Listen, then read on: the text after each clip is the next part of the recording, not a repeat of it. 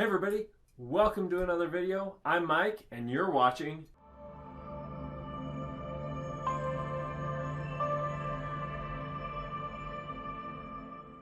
So today we're going to talk a little bit about some Star Trek technology. Have you ever wondered what those glowy red things are on the front of starship warp engines? If you're a serious Star Trek fan, you'll probably say these are Bussard Collectors.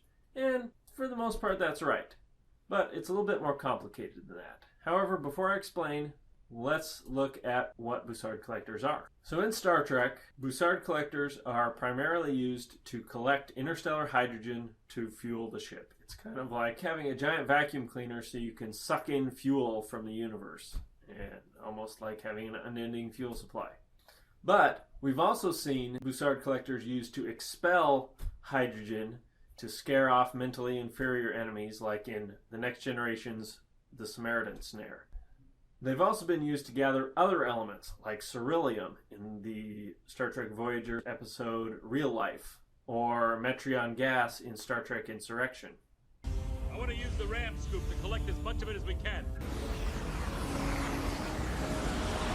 In the latter case, Riker gathered the unstable Metreon gas and then later expelled it out of the Bussard Collectors to destroy the enemy ships.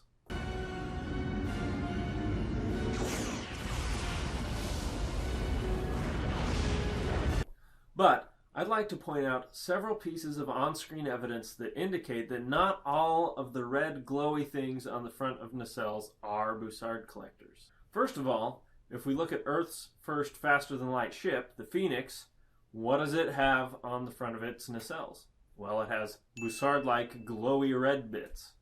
However, the Phoenix only ever achieved Warp 1 and never even left the solar system. So what would it need with Bussard Collectors to collect interstellar hydrogen gas for fuel? It was a one-shot warp ship.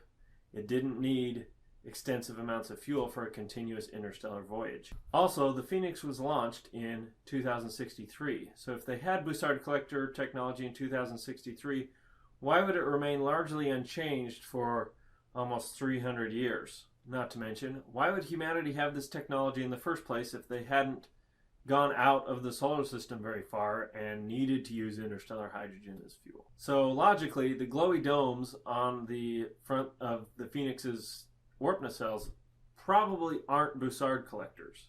So what could they be?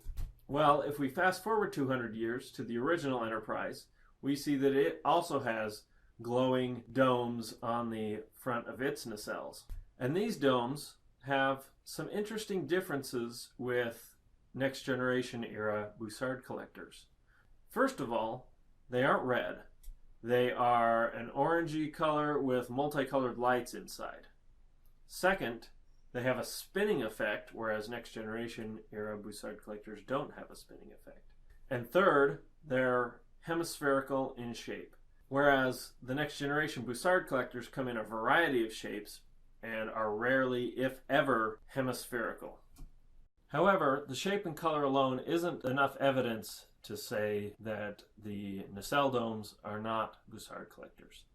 What we need to do is look at the development of warp technology from Star Trek to Star Trek The Next Generation.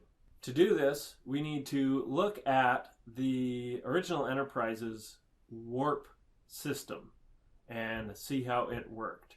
A lot of people want to just retcon the Next Generation system back into the original Enterprise. But if we actually look at it and look at what's mentioned in the series, we can see that the system is actually very different. For example, why are the warp engines out on these skinny struts away from the body of the ship? If we actually listen to the dialogue of the series, we learn that the antimatter is not kept in the engineering hull of the ship, like it is with later starships. Instead, it's stored out in the nacelles. Well, what does this have to do with nacelle domes anyway? Well, if we look at the episode The Doomsday Machine, when the Enterprise discovers the wrecked constellation, what do we see? Well, its nacelle domes are exploded out. So clearly, this indicates that there's some sort of high energy process going on there that was capable of causing an explosion.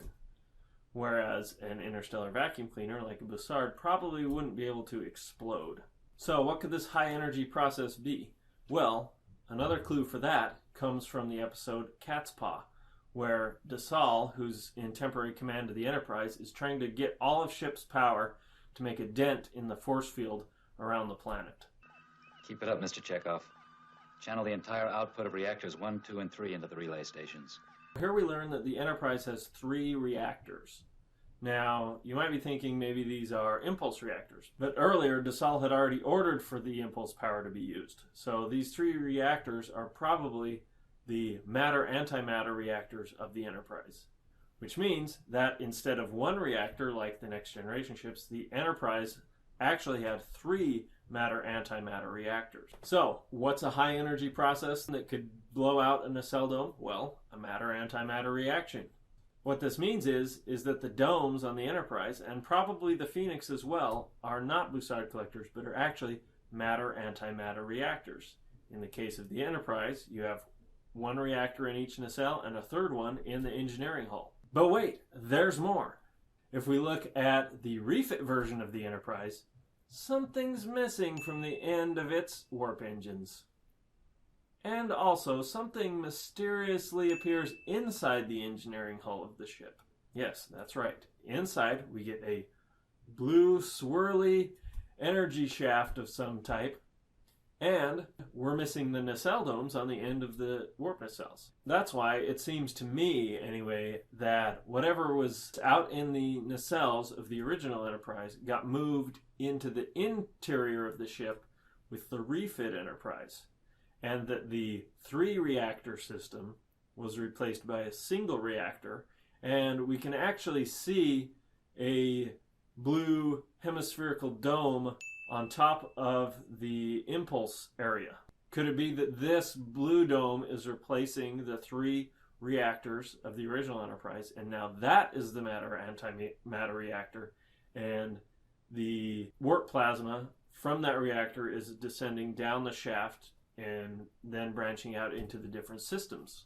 And it's not just the refit Enterprise either. Other starships from this era, like the Reliant, the Excelsior, the Grissom, the Enterprise B, all are lacking these nacelle reactors and are also lacking anything that we recognize as Bussard Collectors. And it wasn't until the Enterprise C where we actually get these red glowing oblong Bussard Collectors on the warp engines. And with the differences that we've looked at, we can see that the hemispherical domes of the Phoenix and the original Enterprise are very different from the red glowing oblong Bussard Collectors of the Enterprise C and later starships. Now, I know I haven't presented any concrete evidence. There's no clips of Scotty saying that the domes on the original Enterprise are not Bussard Collectors. But putting all these clues together, I think we can make a compelling argument that the glowing domes on the pre-motion picture warp engines are not Bussard Collectors, but are instead part of the ship's energy production system and probably matter-antimatter reactors. But I want to know what you think. Did I make a compelling argument? Comment down below if you think the nacelle domes of the original Enterprise and the Phoenix are Bussard Collectors or reactors.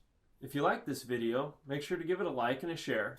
And if you want more interesting Star Trek content, then subscribe and hit the bell notification. I'll see you in the next video, and make sure you keep boldly going.